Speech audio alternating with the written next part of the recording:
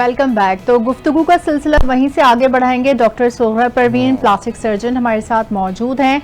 और कुछ ऐसे मर्ज होते हैं जो कि जानलेवा नहीं होते, लेकिन उनकी गलत तशखीस की वजह से वो जानलेवा हो जाते हैं। जान जलाने वाले होते हैं, जानलेवा नहीं होते। जलाने वाले भी होते हैं और बर वक्त तशखीस ना हो और उनका आप गलत ट्रीटमेंट करवाते रहें तो एक वक्त ऐसे आता है जब आप सही डॉक्टर के पास जाके पहुंचते हैं तो उसके बाद वो सही भी क्योर होने के बावजूद भी उसके इम्कानात बहुत कम रहते हैं। कभी ऐसा भी होता है अफशीन कि जैसे जानलेवा नहीं है, जान जलाने वाले हैं, गलत सही डॉक्टर के पास आ गए, अच्छे डॉक्टर हैं, सर्टिफाइड डॉक्टर्स हैं, एक्सपीरियंस्ड हैं, लेकिन वो डायग्नोज नहीं कर पा रहे होते, तो वो बीमारी जिस स्टेज पर आप उसके पास लेके गए होते हैं at that moment may be possible कि वो क्योर हो सकती थी, लेकिन वो इतनी वर्स्ट कंडीशन में चली जाती है प्लास्टिक सर्जन्स का, लेकिन वो किसी जर्नल डॉक्टर से दिखा रहे होते हैं, ये इतना वर्स्ट पहुंच चुकी होती है कि जब आप उस बीमारी की तशखीस तक किसी डॉक्टर के पास पहुंचते हैं तो डॉक्टर ये कहते हैं कि अब बहुत आगे की स्टेज पर आप आ गए, लेकिन फिर भी कोशिश कर सकते हैं। डॉक्टर साहब, thank you so much again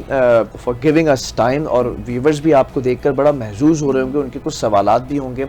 आप क्या देखती हैं, प्लास्टिक सर्जरी है, कॉस्मेटिक सर्जरी है, ये जैसे मैंने ब्रेक से पहले कहा था, कोई एक वाक़या जैसे आपने नाक कटने का वाक़या बताया, कोई एक आध वाक़या और शेयर करें कि जो आपकी कंट्रीब्यूशन है सोसाइटी के अंदर, लाइफ सेविंग हो, सेकंड एलिमेंट, और थर्ड एलिमेंट के एक हैप्पी मोमेंट हो आफ्टर रिकवरी के या खुदा आपने इतनी सलाहियत दी है मेरे हाथों के अंदर, इतनी जहानत दी है मेरे जहन के अंदर कि मैं ये काम कर सकी। देखिए, इसमें मुझे आपने जो बात की तो मुझे दो बातें बड़ी मतलब अच्छी जहन में क्लिक हुई है। मैंने अभी शुरू में जनरल सर्जरी जब आप करते हैं और आपकी ड्यूटी करते, तो मैं इमरजेंसी में थी जिन्ना हॉस्पिटल के, तो एक पेशेंट वहाँ पर आया, वो उनके साथ कोई 15-20 पठान थे और उन्होंने कहा जी हम जो है वो हवाई जहाज़ से थ्रू डायरेक्ट आए हैं और हमारे बच्चे की जो है वो आंत बाहर आ गई है और उनको कोई देखने वाला नहीं है, बस हमें। तो जब मैंने देखा तो उनको किसी ने छुरा मारा था पेट पे। अच्छा, ठीक है, और उसको एक बच्चा था वो, he was about 17-16 years young boy, और उसके साथ बहुत सारे लोग थे। तो हम उसको ऑपरेशन थिएटर ले गए और हमारे हिसाब से वो बहुत छोटा काम था। अच्छा। लकीली, क्योंकि उस छुरे ने और कोई नुकसान नहीं पहुंचाया था सवाए पेट में एक गहरा जख्म से, और वहां से वो आंत बाहर आ गई थी। अच्छा। लेकिन चूंकि आम आदमी के लिए वो आंत का बाहर देखना जो है वो बड़ा पैनिक हो गया, तो वो उस पैनिक में उसको बाय एयर जो है वो कराची लेके आए। तो हम उसको जब लेके गए, हमने ऑपरेट किया, उसका आसपास देखा और कोई चीज़ नहीं थी, हमने आंत अंदर की, टाके लगाए, हम कोई आधे पौन घंटे में हम फारिग हो गए, वापस आ गए। आंत डैमेज नहीं हुई? आंत डैमेज नहीं, वो एक उसको छुरा लगा है और उसको कोई खांसी आई है, कोई कुछ ऐसा हुआ है कि उस पॉइंट से आंत बाहर आ गई। तो उससे क्या हुआ कि ब्लीडिंग भी रुक गई, कोई नुकसान नहीं हुआ। और इस आंत को देख के वो लोग डरे ऐसे कि फौरन वो पहुंचे, बगैर टाइम आया कि। तो जब हमने ऑपरेट किया तो मतलब एक उस फैमिली की जो चेहरे पे हमने जो आपने कहा ना कि जो मोमेंट है, still I remember that moment कि, और आज वो टाइम मैं समझती हूँ, ये कोई मैं 20 साल पहले की बात बता रही हूँ, और आज का टाइम मेरे पास उस फैमिली के लोग भी आते हैं। अच्छा। उनकी दुआएं भी होती है कि आपने हमारे बच्चे के साथ जो है वो होती है, लेकिन हम अगर अपने एज ए डॉक्टर में सर्जन देखो तो हमने कोई बहुत बड़ा काम नहीं किया, तो अल्लाह की मेहरबानी थी, लेकिन उनकी जो खुशी थी ना चेहरे पे वो मैं भूल नहीं सकती। तो इसी तरह एक खातून थी, उनका कोई 6-7 बच्चे हुए थे, उसके बाद उनके पेट पे हर्निया हो गया और वो इतना प्रोट्रूबेंट एब्डोमेन जिसको हम कहें कि खून की सप्लाई उनकी नाफ तक नहीं पहुंच पा रही थी, और उनकी नाफ पे एक जख्म हो गया। तो जख्म ऐसा हुआ कि उस जख्म पे मैगट्स आ गए। यानी आप सोचें कि लोगों की लापरवाही, कि उसको वो कहती थी कि मैं जब भी ये तकलीफ लेके जाती हूँ, डॉक्टर मुझे कभी गैस की दवा दे देते हैं, कभी कोई दवाई दे देते हैं, मेरा कोई इलाज नहीं होता।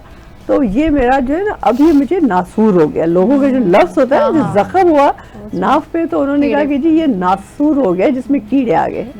और जब फिर हमने उसको, जैसे मैंने आपको बताया कि यहाँ पर फिर प्लास्टिक सर्जरी जो लोगों के चेहरे पे खुशी लाती है, कि हमने उनका वो ऑपरेशन किया, उनकी वो नाफ वाली जगह को हटाया, और उनका जो हमने पहले हर्निया का ऑपरेशन किया, फिर जो एक्स्ट्रा फैट और जो भी था जिसको हम टमी टग कह लें या एब्डोमिनोप्लास्टी कह लें, वो करके जब हमने उनको दी, तो वो तो हैरान खुश हो गई। She was very happy. ना मेरा सिर्फ slow हो गई नासूर तो खत्म हो गया, मेरा नासूर तो खत्म हो गया, लेकिन कहते हैं ना कि एक के बदले दूसरा के जी, मतलब ये मुझे साथ साथ एक मेरी स्मार्टनेस, यानी मैं एक अपना वजन जो कैरी करके चल रही थी वो उसका खत्म हो गया। तो वो भी एक बड़ी मतलब हमारे लिए खुशहाल बात होती है, बड़ी कि अचीवमेंट जब है। पेशेंट आए। ये जो है पाकिस्तान में कौन सी ऐसी टेक्नोलॉजीज हैं जिसकी वजह से प्लास्टिक सर्जरी मुमकिन होती है लोगों के लिए, और कौन सी ऐसी टेक्नोलॉजीज अभी तक यहाँ पर नहीं आई है जिसकी वजह से लोगों को अब्रॉड जाना पड़ता है ऑपरेशन के लिए, प्लास्टिक सर्जरी के लिए? देखिए अल्हम्दुलिल्लाह मैं इस बात में पीछे नहीं रहूँगी कि हमारे पास तकरीबन जो लेटेस्ट टेक्नोलॉजीज़ हैं वो सब हैं। अच्छा, कौन से हॉस्पिटल में? हमारी इवन देखिए, जैसे मैंने आपकी बात की कि मैंने तो पब्लिक सेक्टर हॉस्पिटल में काम किया है, जिना हॉस्पिटल में, जहाँ पर हमारे पास अभी रोबोटिक सर्जरी हो रही है। अच्छा, जबरदस्त। देखिए रोबोट बहुत कम, robotic surgery is very costly surgery, लेकिन इस पे इवन बहुत ज़्यादा डिस्कशन भी हुई मीडिया पे कि जी गरीब मरीज को जो है वो रोबोटिक सर्जरी की क्या ज़रूरत है, आप उस एक रोबोटिक सर्जरी से 10 और सर्जरीज कर सकते जितना खर्चा आता है। लेकिन हमारी हेल्थ मिनिस्टर साहिबा का जो ख्याल था, जिसमें हम सब सर्जन्स में शामिल थे, कि देखिए क्यों गरीब का हक नहीं है किसी अच्छी सर्जरी कराने पे। तो अल्हम्दुलिल्लाह वहाँ पर हमारे पास रोबोटिक सर्जरी होती है, लेप्रोस्कोपिक सर्जरी होती है, हमारे पास इम्प्लांट्स की जैसे मैंने बात की कि हम breast implant free of cost मिलना एक बड़ी नेमत की बात होती है, तो वो हमारे पास वहाँ पर फैसिलिटी है। और बाकी आपको पता है कराची में हमारे बड़े प्राइवेट हॉस्पिटल्स भी है, तो वहाँ पर भी ये फैसिलिटीज हैं। तो मैं नहीं समझती तो प्लास्टिक सर्जरी के लिए किसी को बाहर नहीं जाना पड़ेगा, वो यहीं पर सारी फैसिलिटीज यहाँ मौजूद है इस फील्ड में। और बस आपकी जो पहले आप बात कर रहे थे शायद वक्फे से पहले या बीच में, कि देखिए सही डॉक्टर के पास जाना और मर्ज का सही तशखीस होना, ये सबसे ज्यादा इम्पोर्टेंट होता है। कि अगर आप जो काम जनरल सर्जन का उसको लेके आप प्लास्टिक सर्जन के पास चले जाएं, या जो काम जनरल सर्जन का उसको आप लेके गायनी की डॉक्टर के पास, हम फीमेल्स हैं, अब पहले जैसे फीमेल्स नाम ही जो है ना वो गायनेकोलॉजिस्ट का था कि जी किसी औरत को तकलीफ है उसको गायनी के डॉक्टर के पास ले जाओ, लेकिन उस गायनेकोलॉजिस्ट में अगर इतना करेज है कि वो उसको कहे कि नहीं ये मेरा काम नहीं है, आप इसको बजाय इसके कि वो फीस बनाए या फिर अपने काम करे, वो जनरल सर्जन के पास भेजे। सही डायग्नोसिस बहुत इम्पोर्टेंट है। बिल्कुल। और इसी तरह जैसे हम कैंसर है, अब देखिए कैंसर बहुत सारे जो है वो पहले होता था ना कि नाकाबिले इलाज है, लेकिन अब हम कहते हैं कि बहुत सारे कैंसर काबिले इलाज है। अच्छा। लेकिन इसके साथ हमारी शर्त क्या होती है कि early detection is the key of the success, कि मरीज को इनिशियल स्टेज में तशखीस किया जाए, ये बड़ा जरूरी होता है। तो उसके लिए अगर आपने उसको, वो मरीज आपके पास आया, आपने उसको बगैर देखे जी छाती में गिल्टी है, आपने उसको दवाएं दे दी, वो कर दिया, बजाय इसके कि आप उसको ब्रेस्ट सर्जन के पास भेजें। इसी तरह आंत का कैंसर है, आप उसको जो है वो मतलब दवाएं देते रहे, गैस की हो रही है, आप उसकी कोई रिपोर्ट्स करा के उसको कंसर्न डॉक्टर के पास भेजें। शौकत खानम जैसे देखिए, शौकत खानम कितना अच्छा काम कर रहा है, वहाँ पर आपकी जो है वो सर्जरी जो होती है वो इस तरह से सर्जरी होती है कि आपका कैंसर के बाद का इलाज भी बहुत आसानी से मुमकिन हो। अच्छा। जैसे हम एक तो जनरल सर्जन होते हैं, फिर दूसरे होते हैं ऑन्कोप्लास्टिक सर्जन, ठीक है, यानी जो कि कैंसर की तशखीस के साथ साथ इलाज करते हैं, कि जो जहाँ जिस गिल्टी में वो जाता है कैंसर, इन गिल्टियों को भी निकालना है। लेकिन अगर उसकी जगह पे आप किसी और ऐसे पास चले गए तो आपका मर्ज जो है वो हो सकता है प्रॉपर तरीके से ना निकल सके, बिगड़ सके।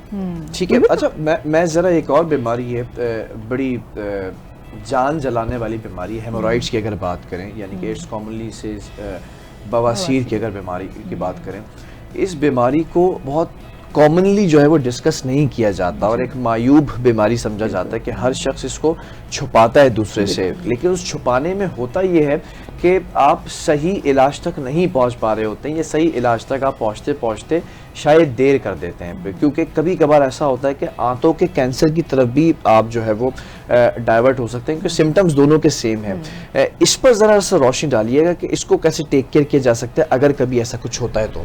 देखिए ये भी आपका जो सवाल है वो मेरे बड़े दिल के करीब सवाल है, क्योंकि जैसे आपने खुद बताया कि आंत का कैंसर कैसे प्रेजेंट होता है, हम कहते हैं उसको रेड फ्लैग साइन, यानी खून पखाने में खून आना।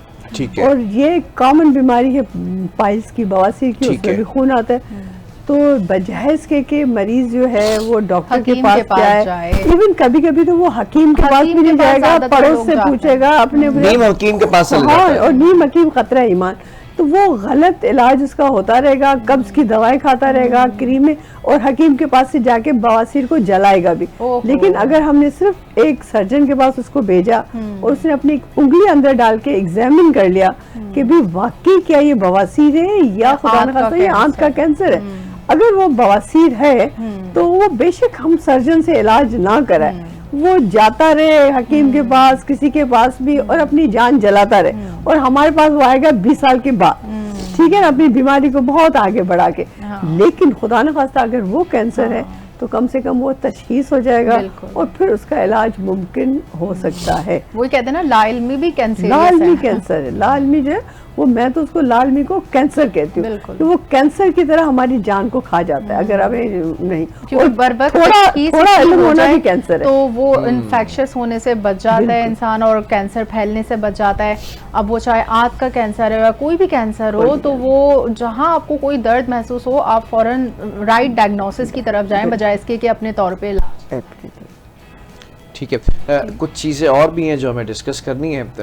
मैं ज़रा वक्त की कमी की वजह से हम बहुत सारी चीज़ें नहीं और डिस्कस कर पा रहे हैं, और कुछ मेरी तबीयत की वजह से हम बैठे हुए तो हैं यहाँ पर, लेकिन बड़ा अनकंफर्टेबल होकर चीज़ों को लेकर चलना। बहरहाल इतनी प्यारी हमारी खूबसूरत डॉक्टर आई हैं जो इतनी सारी चीज़ों पर बात कर सकती है, तो मैंने सोचा कि आज छुट्टी करने के बजाय आज इनसे सवाल नहीं, वाकई बहुत ज़्यादा इल्म में हमारे इजाफा होता है। बिल्कुल ऐसे। डॉक्टर साहब, आप क्या समझती हैं कि प्लास्टिक सर्जरी, कॉस्मेटिक सर्जरी, लोगों का रुझान, लोगों में शऊर आ चुका है, या फिर हम ऐसा देखते थे कि कोई ऐसी चीज़, तेज़ाब के मामलात जैसे हैं, या कोई हाथ कट जाना, किसी के टिश्यू बुरी तरह कट जाना, तो वो उसको किस्मत जानकर उसी के ऊपर पट्टी करके, ड्रेसिंग करके वैसे ही रह के कि वो चीज़ नाकारा हो जाए, अनफंक्शनल हो जाए, या अब लोगों में शऊर आ गया कि हाँ इस चीज़ को भी रिकंस्ट्रक्ट किया जा सकता है, आप लोगों से रब्ता किया जा सकता है, या उनको मालूम है कि इसका जो इलाज है वो प्लास्टिक सर्जन के पास है? ये शऊर है लोगों में? देखिए, अगर मैं वक्त के साथ देखूं तो लोगों में कुछ ना कुछ शऊर तो आ रहा है। अब वो वजह जो है मीडिया है, प्रेस, इलेक्ट्रॉनिक है या क्या है, लेकिन पहले की निस्बत ये शऊर अब आ रहा है, ज़्यादातर लोगों में आ रहा है। लेकिन बदकिस्मती से वो कि यहाँ पर मैं कभी कभी अपनी मेडिकल फील्ड वाले लोगों को भी बुरा कहने में कोई बुराई नहीं समझती कि जो काम मेरे बस का नहीं है। अब जैसे आपने अपने हाथ की भी मिसाल दी, जी। अब देखिए हैंड की जो प्लास्टिक सर्जरी है ना, वो हर बंदा नहीं कर सकता। इवन जो, अब अगर मैं प्लास्टिक सर्जन हूँ लेकिन मैं हाथ की वो वाली प्लास्टिक सर्जरी नहीं कर सकती, उसके लिए अलग से स्पेशलिस्ट है। तो मेरे अंदर इतनी जुर्रत होनी चाहिए, इतनी जसारत होनी चाहिए कि मैं क्या रेफर करें, रेफर करें आप। हमारे पास जो रेफर ना करने वाला जो रुझान है, वो भी कभी कभी मरीज को जो है वो ले डूबता है। डॉक्टर्स के लिए इस्लाह की भी बहुत जरूरी। अब देखिए, ये आपने जैसे उंगली की मूवमेंट की बात की, इसी तरह जैसे अब आपका कट आ गया, टेंडन कट गया, अब उस टेंडन को कैसे रीबिल्ड करना है, ये सब अब वही बात ना, मेरी अम्मी के हाथ की हड्डी टूटी, उनका ऑपरेशन हुआ तो उसमें प्लेट्स लग गई, लेकिन ये कि उनकी एक अंगूठे की नर्व डैमेज हो गई, तो उनका अंगूठा हमेशा कांपता रहता है, उसमें वो ग्रिप नहीं है हाथ में, सिर्फ वो, जबकि वो सर्जरी प्रॉपर हुई, लेकिन फिर भी एक नर्व डैमेज होने की वजह से वो अभी तक के उनके लर्जा है उस हाथ में। तो ये सब चीजें प्रॉपर होना कितना जरूरी है? बहुत जरूरी है। जो चीज हमारे लिए मुमकिन है, मतलब तो पहले जैसे टेंडन कट जाता था नहीं बिल्ड हो सकता था, लेकिन नर्व कट जाती थी नहीं बन सकती थी, लेकिन अब जो है वो बन सकती है अगर उनको प्रॉपर टाइम पे। डॉक्टर साहब, वक्त खत्म हो चुका है, गुंजाइश नहीं है दामन वक्त की इस वक्त, लेकिन आखिर में वन लाइनर आंसर कि हम इस वक्त प्लास्टिक सर्जरी में, कॉस्मेटिक सर्जरी में क्या इस हद तक पहुंच चुके हैं? लोग सवाल करते हैं, जानना चाहते हैं। एक वाकया भी हम सुनते हैं कि अगर कोई कटा हुआ हाथ है, पूरा जड़ से निकला हुआ हाथ है, क्या इसको जोड़ा जा सकता है, नर्व्स को जोड़ा जा सकता है? क्या वो हाथ फिर से फंक्शनल हो सकता है या नहीं? देखिए, अगर मैं एक ही जुमले में जवाब दूं तो जी बिल्कुल हो सकता है, अगर वो विदिन 2-3 आवर्स पहुंचे और हाथ को उस कटे हुए पोर्शन को इस पोजीशन में लेके आए कि वो मुर्दा ना हो चुका हो। ठीक है, बहरहाल बहुत शुक्रिया डॉक्टर सुगरा परवीन हमारे साथ Thank you मौजूद थी, प्लास्टिक एंड जनरल सर्जन है और बड़ा खूबसूरती से काम कर रही हैं। और इसी के साथ प्रोग्राम का वक्त खत्म हो चुका है और आज आखिरी दिन होता है, वीकेंड को एंजॉय करें, अपने वीकेंड को बेहतर बनाएं, कंस्ट्रक्टिव बनाएं, बिछड़े को जो है वो मिला दें, रूठों को मना लें, ये आप काम कर लें तो मंडे तक आपके लिए जिंदगी आसान हो जाएगी। मुझे, मेरी पूरी टीम को, प्यारे से गेस्ट को, सबको दीजिए इजाजत। अल्लाह हाफिज।